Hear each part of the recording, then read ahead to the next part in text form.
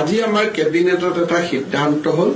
যে অসমৰ কোনো হোটেল আৰু ৰেষ্টুৰেণ্টত গো মাংস পৰিবেশন কৰা নহব আৰু বিভিন্ন ধৰণৰ যে সামাজিক ফাংচন হয় কোনোবাই ধৰ্মীয় সভা পাতিলে কিবা পাতিলে যিবিলাক সামাজিক সভা হয়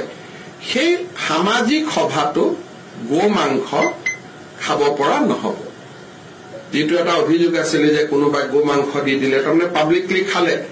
এতিয়াৰ পৰা public consumption of beef has been totally prohibited from today. আজি আমাৰ কেবিনেটত এটা সিদ্ধান্ত হল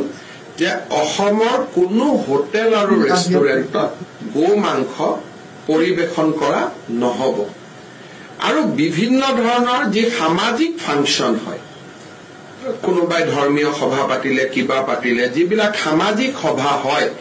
সেই সামাজিক সভাটো গো মাংস